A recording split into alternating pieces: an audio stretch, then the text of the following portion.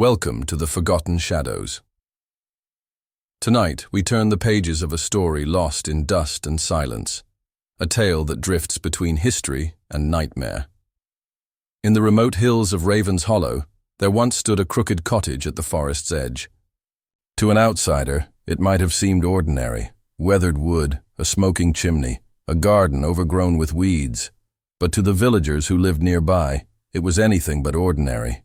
They called it the dwelling of the blind witch. She was said to have eyes as pale as milk, a voice that could unsettle the strongest of men, and a presence that seemed to linger long after she had passed by. Her blindness, they whispered, allowed her to see what no human eyes should ever glimpse: the hidden things that stir in the dark. Cattle died without reason.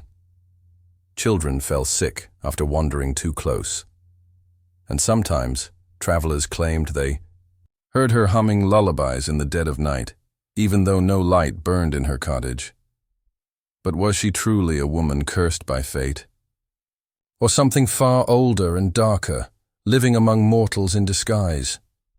Stay with us as we unravel the chilling legend of the blind witch of Raven's Hollow, her origins, her curse, and the unsettling stories that refuse to die. And before we begin, tell us in the comments, do you believe such legends are just folklore, or do some curses linger long after the storyteller is gone? Raven's Hollow was a small settlement tucked into the Appalachian Mountains, a valley so remote that most maps of the time did not bother to mark it. Surrounded by dense woods and steep ridges, the village lived near isolation, its residents bound by farming, faith, and suspicion of anything or anyone that did not belong. For decades, the community had functioned with a fragile rhythm: planting, harvest, church on Sundays, and an unspoken code of silence toward outsiders. But the woman's arrival disrupted that balance in ways they could not yet comprehend. Accounts differ from how she arrived. Some claim she was led by a thin mule down the old dirt road that cut into the hollow. Others swore they had seen her walking alone, staff in hand, her pale eyes clouded with blindness, but her steps steady and sure, as though she had memorized the ground before setting foot on it. Children whispered that she carried no lanterns, though she traveled at dusk. Her cottage, if one could call it that, was nothing more than a one-room shack left behind by a miner year earlier, half swallowed by ivy and leaning against the forest edge.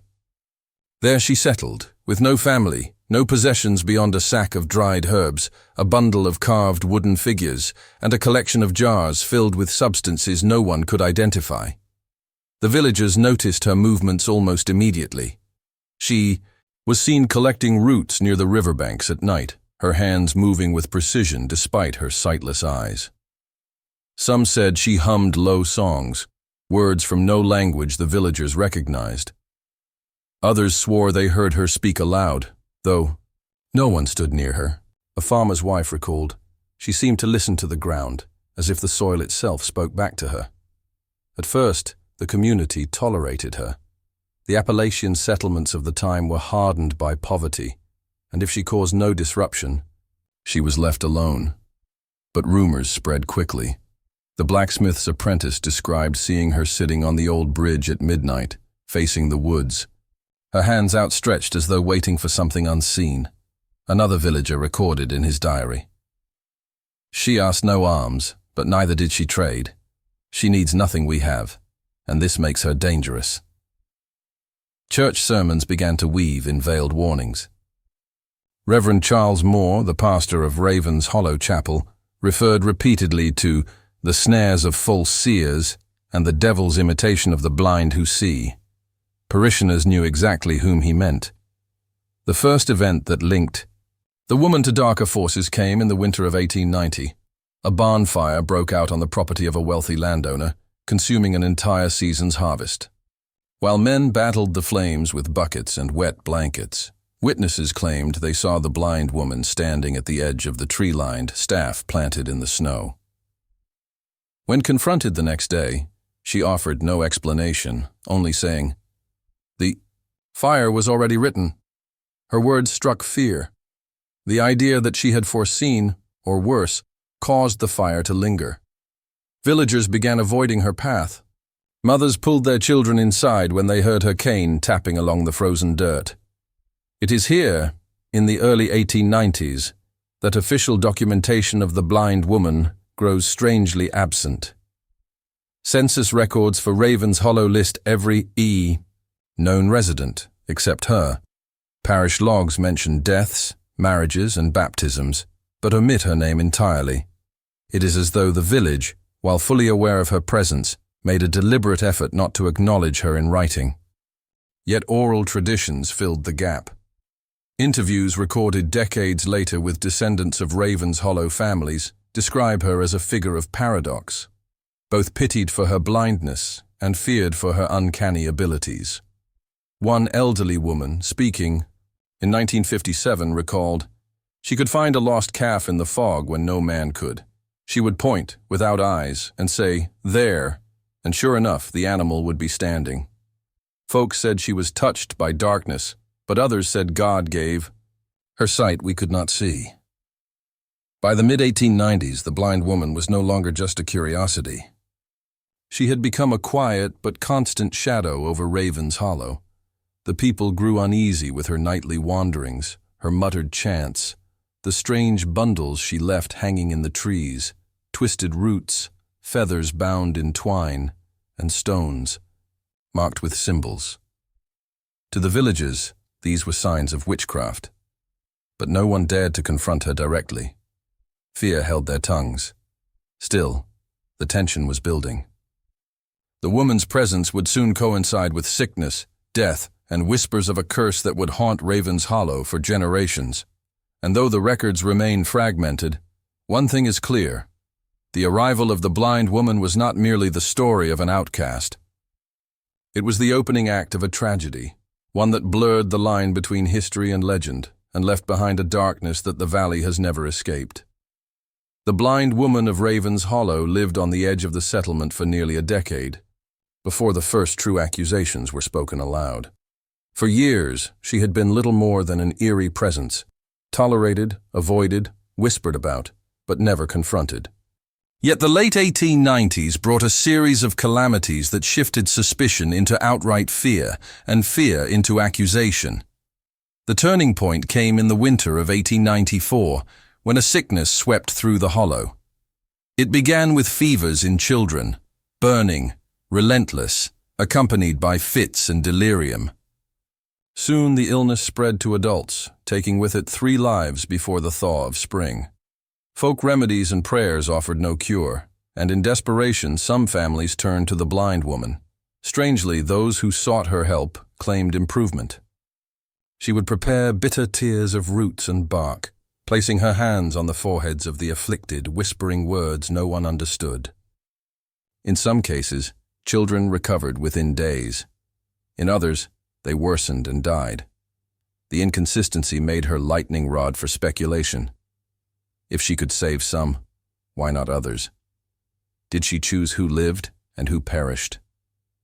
Reverend Moore fanned the suspicion in his sermons, declaring, "The devil himself works in half measures, healing some to damn the many."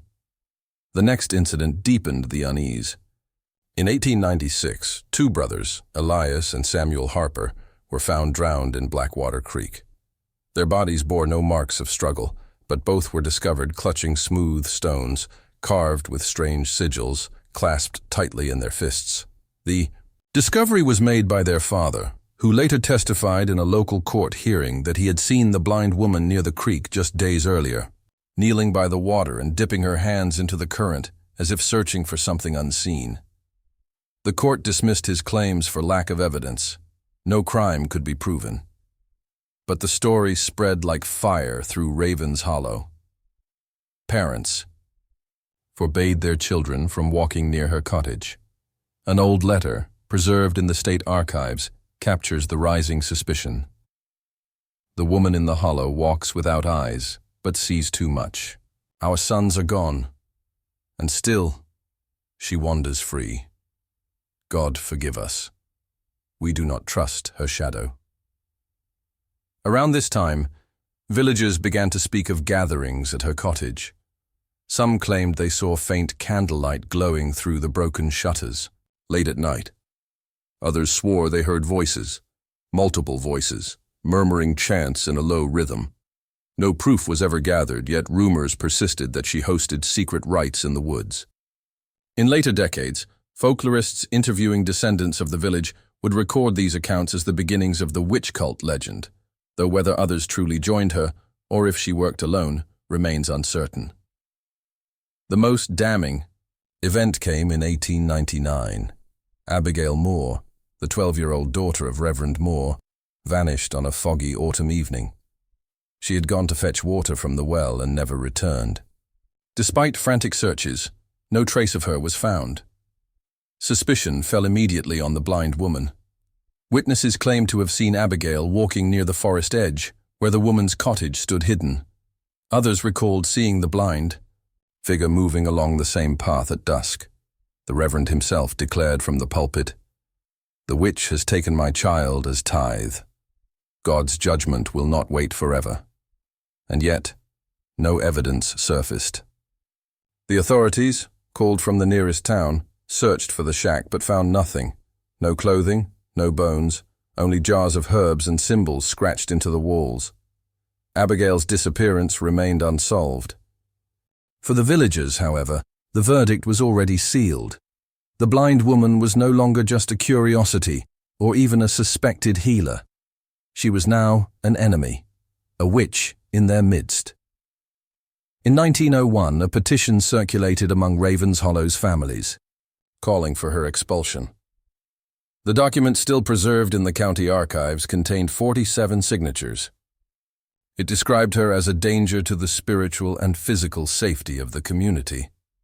But here the record grows strange. The petition was submitted to county officials, yet no action was taken. The reason? According to surviving correspondence, the sheriff refused to intervene, claiming, "No law compels us to remove a woman for being feared, and no man among you will lay a hand on her, for you all dread the curse that follows." The petition was quietly shelved, and the blind woman remained. Later generations would add their own embellishments. In some tellings, the blind woman was said to have predicted the Reverend's death years before it happened. In others, she was blamed for blighted crops and stillborn calves. But archival evidence does confirm one disturbing fact. Between 1890 and 1905, Ravens Hollow recorded an abnormally high number of unexplained deaths, fires, drownings, illness, and disappearances. Whether coincidence, poor rural medicine, or something more sinister, the villagers themselves were convinced they lived under her shadow. By the dawn of the 20th century, the blind woman's presence was no longer sustainable. The village had endured too much loss, too many unanswered questions. Tension thickened into inevitability. And so, in the year 1905, Ravens Hollow would turn its fear into action. What began as suspicion would soon erupt into violence, an event erased from official memory but preserved in whispers, diaries, and the haunted folklore of the valley. The accusations were no longer enough. The villagers were ready to be reckoning. The story of Ravens Hollow reached its boiling point in the summer of 1905. For nearly 20 years, the blind woman had lived among them, her presence tolerated, her strangeness excused or ignored. But now the fear was no longer abstract. It was personal. Families buried children, livestock had rotted in the fields, and crops withered under early frost. Every misfortune was woven into her legend, until the villagers saw her not as a woman, but as a curse.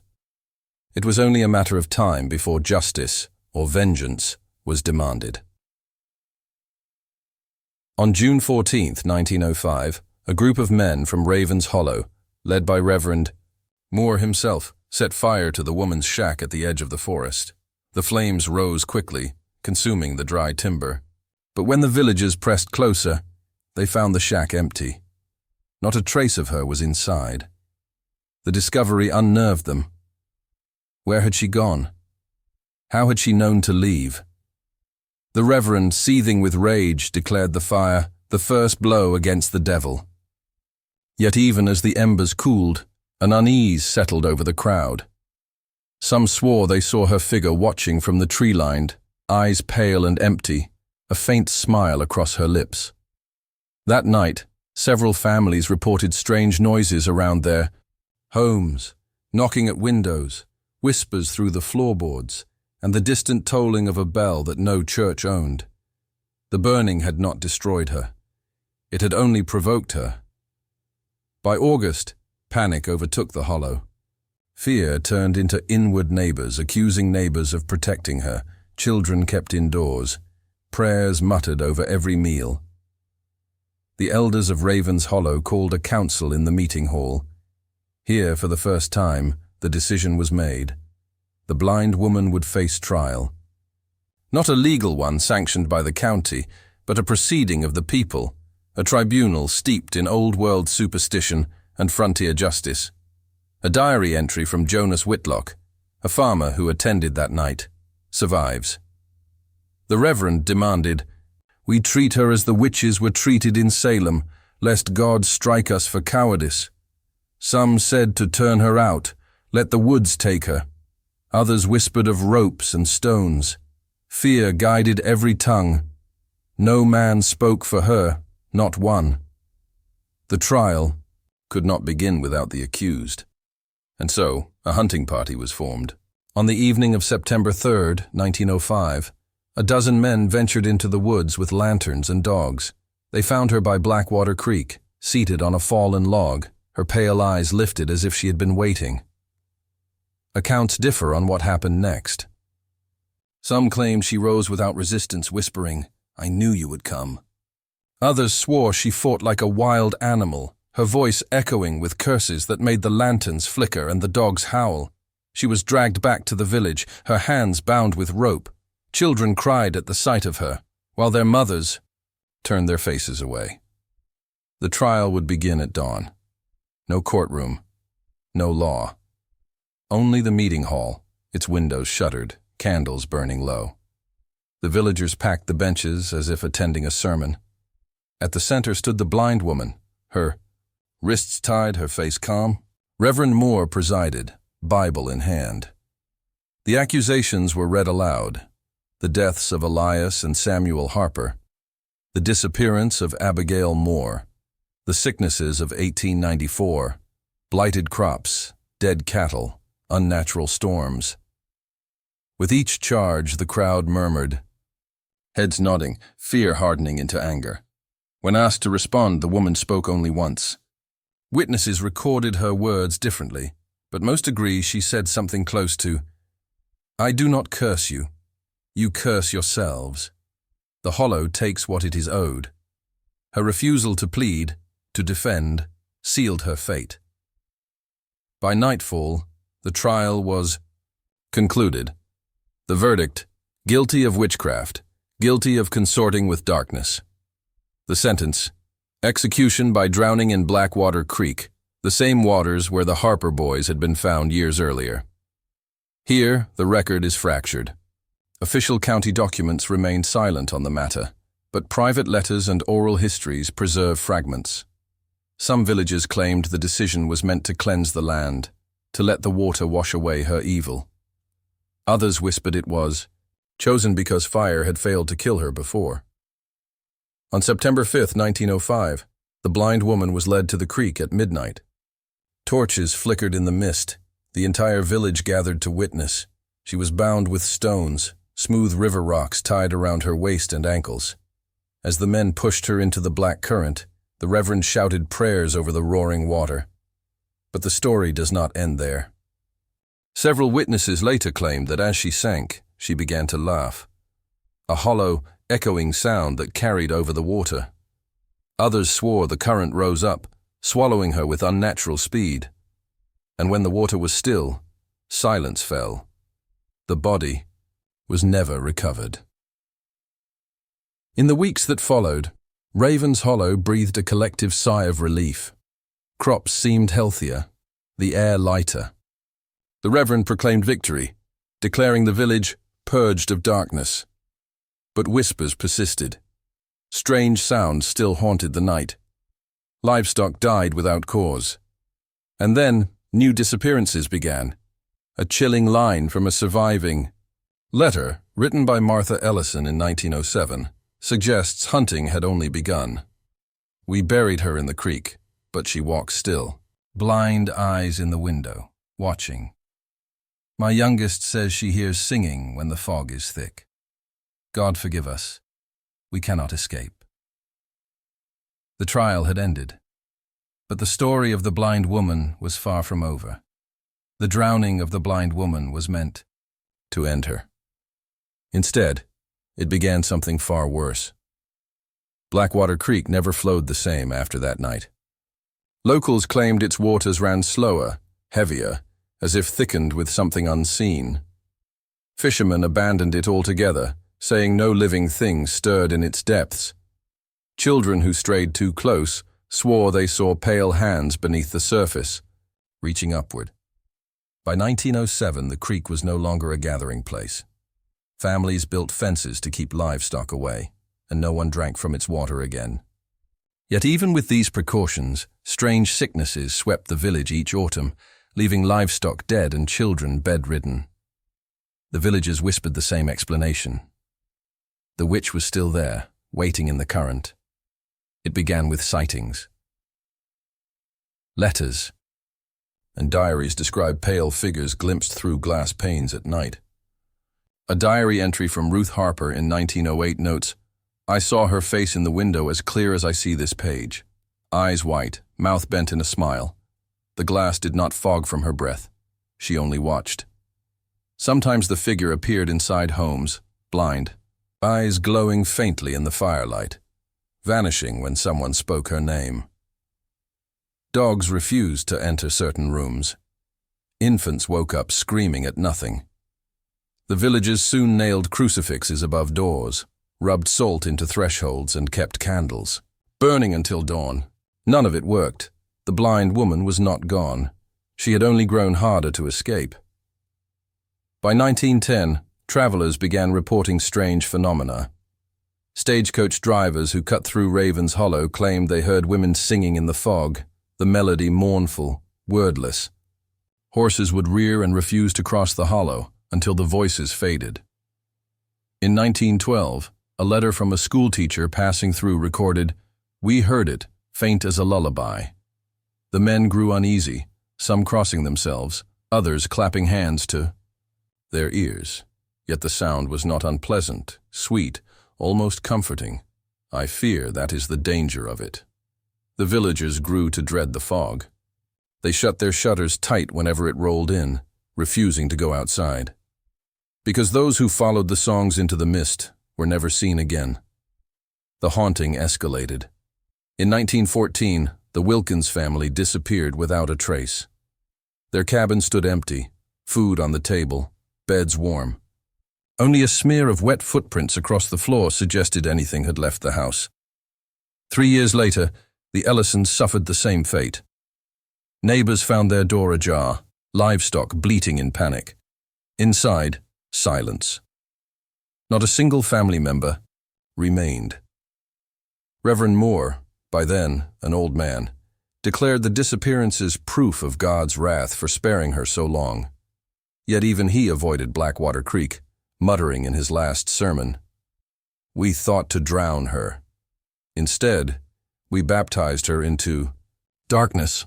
He died that winter, found seated in his pew, hands clenched tight around a Bible that had turned damp and swollen as though soaked in creek water. As the years passed, outsiders heard whispers of Raven's Hollow. Travelers carried tales of a blind witch who haunted windows, sang in the fog, and dragged the careless into her watery grave.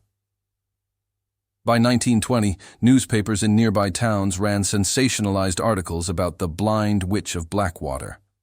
The accounts were inconsistent.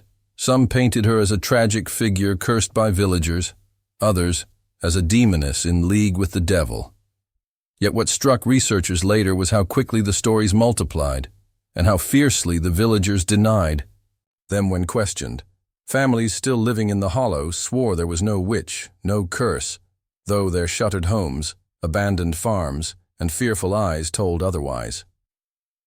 One journalist who visited in 1923 wrote, "They tell me nothing is wrong here, but their silence speaks. The air is thick with dread. I will not stay another night." He left before sunset. By the late 1920s, Ravens Hollow had changed. Children grew up with the legend as their first lullaby, their first warning. Parents used her name as a threat. Stay in bed, or the blind witch will come. Yet the terror was real. Each generation recorded new encounters. Figures in the fog, voices in the creek, pale eyes at the window. Farms were abandoned. Houses collapsed into rot. The population dwindled, families leaving until only a handful remained. The hollow seemed cursed to silence, but some stayed. And those who did kept journals, letters, scraps of testimony that survive in fragments to this day. They speak of shadows moving without cause, of dreams that lured them to the creek, of laughter echoing in empty rooms. Hunting had become a way of life. By 1930, Ravens Hollow was a place of avoidance. Maps marked it sparsely, if at all. Passing travelers avoided the road, fearing the stories, and yet those who did wander close often reported seeing a blind woman standing on the bank of Blackwater Creek, hands folded, as though waiting. Always waiting. The legend had grown larger than the hollow itself. But the curse, they said, was not bound to the creek. It followed those who spoke of her too loudly, those who carried her story beyond the forest. And so, the blind witch of Ravens Hollow slipped quietly into American folklore, her name whispered in secret, her presence never fully forgotten. The Great Depression worsened what was already a dying settlement. Farms in Ravens Hollow could no longer yield, as if the soil itself had soured. Corn withered in rows, apple orchards dropped fruit too bitter to eat, and milk soured within. Hours of being drawn. Neighbors blamed bad luck, bad weather, or the economy. But those who lived closest to Blackwater Creek whispered otherwise. The witch poisons what we plant. She wants no living thing here. Families continued to leave, their cabins abandoned to moss and ivy. By 1935, nearly half the houses stood empty. Hollow's single-room school closed in 1937. Teacher records tell of dwindling attendance, 30 children reduced to 7 in just 3 years. Parents claimed illness, but children spoke of another reason. They said the witch watched from the windows. In childish scrawls left in the last school ledger, one note read, "She sits in the back row. No one else can see her." The teacher resigned. That winter, walking away from the hollow with no intention of returning. The schoolhouse doors were locked, its chalkboard left covered in half-finished arithmetic. To this day, locals claim the sound of chalk scratching can still be heard from within the ruins on certain nights. As the 1940s began, Ravens Hollow had become little more than a ghost town.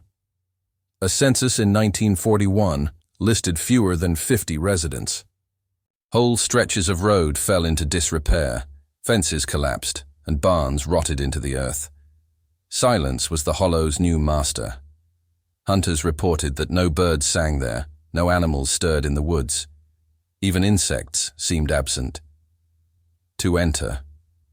Ravens Hollow was to step into a world muffled, muted, as though sound itself had been drained away. Some said it was the witch's doing, her blindness traded for dominion over silence. Others believed the land was cursed by God for the sin of drowning her. Whatever the reason, Ravens Hollow was no longer alive.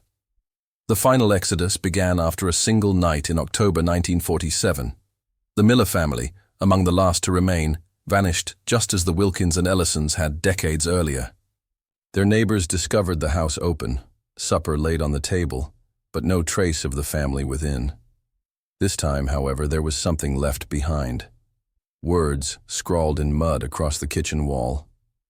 Still here. The handwriting was jagged, uneven, as though written by someone without sight. That was enough. The remaining families packed what they could carry and fled before winter, abandoning houses, fields, and churches to rot. Within months, Ravens Hollow stood empty. By the early 1950s, the hollow was gone in all but memory. Maps stopped marking its name. County records listed the land as uninhabited, and only ruins remained. Yet even in absence, its legend persisted. Explorers who wandered there spoke of unnatural fogs, of houses that seemed intact one moment and collapsed the next, of laughter in the woods with no source. A folklorist who visited in 1952 described the place as a landscape of grief where the air itself resists the living. A handful of descendants of Ravens Hollow residents lived to tell the tale. They carried with them fragments of memory, stories of eyes at the window, voices in the creek, and the night their families fled. One woman, interviewed in 1958, recalled her childhood there. "We knew not to speak her name after dark. We knew not to follow the fog. But children forget rules. My brother did once. He never came back." These testimonies became the foundation of modern folklore. From them, the tale of the blind witch spread beyond Missouri into the American South and Midwest, her legend traveling farther than the hollow itself. By the close of the 1950s, Ravens Hollow was no more. The forest reclaimed the cabins. Blackwater Creek, choked with weeds, no longer resembled the flowing water where she had drowned. But those who dared approach the ruins reported the same thing, the sense of being watched. Some swore they glimpsed her, a blind woman standing in the overgrowth, white eyes fixed on trespassers, waiting for them to take a step too close. The hollow had vanished. But the witch had not. The town of Ravens Hollow may have vanished from the maps, but its story has not. By the late 20th century, the ruins of Ravens Hollow had become a hidden pilgrimage site. Folklorists, paranormal investigators, and reckless teenagers seeking a thrill all found their way into the forgotten hollow. The first to return were the urban explorers of the 1970s and 80s, curious wanderers who discovered collapsing cabins and the skeletal frame of the schoolhouse. They described a place that felt wrong, as though the very trees leaned inward to watch them. One explorer in 1978 left a diary entry. "The silence here is unbearable. No birds, no wind, just nothing. We walked the old road until it ended. At the creek, there I swear I saw someone standing in the water, though when I blinked it was gone. Never again." That diary was found years later in an antique shop in Springfield, Missouri. Its pages brittle, but its warning intact. In the 1990s and 2000s, Ravens Hollow resurfaced in America's growing fascination with the paranormal. Small-town newspapers ran features on the Blind Witch of the Ozarks. Amateur ghost hunting groups recorded shaky camcorder footage of fog forming in unnatural patterns and EVPs, electronic voice phenomena, capturing faint whispers that repeated the phrase, "Still here." The most famous investigation occurred in 2003, when a group of paranormal researchers from St. Louis camped near the ruins. Their equipment picked up spikes in electromagnetic fields, sudden drops in temperature, and, most chillingly, an audio recording of what sounded like fingernails scratching across wood. None of them stayed the second night. Today, Ravens Hollow lives on through forums, YouTube channels, and podcasts dedicated to the supernatural. Urban explorers upload photos of decayed chimneys, half swallowed by ivy. TikTok creators film eerie fog rolling through the hollow and claim shadowy figures appear in the background frames. But beyond spectacle, there are those who insist the curse is real. Hikers still vanish in the surrounding forest, at least 3 cases documented since 1995. Each time, local sheriffs write it off as accidents, wild animals, or disorientation. Yet the locals whisper the same refrain: the witch takes who she chooses. Only one true relic of Ravens Hollow remains standing today: the collapsed schoolhouse, its foundation stubbornly resisting the forest's grip. Those who visit report a peculiar phenomenon. Cell phones die abruptly at its threshold. Batteries drained in seconds. Cameras refuse to record inside, their footage corrupted into static. And sometimes visitors claim to see chalk writing on the blackboard, names that match those of children who disappeared nearly a century ago. One investigator filmed the video, uploaded in 2011, vanishes from YouTube every time it is reposted. Some call it a glitch. Others believe the witch erases what she doesn't want revealed. Folklorists believe Raven's Hollow is more than just a ghost story. To them, it's an example of cultural erasure, a place whose violent history was deliberately buried. The drowning of the blind woman was never written in official records. No gravestone marks her name. No sermon was ever given to her soul. Her story lived only through whispers.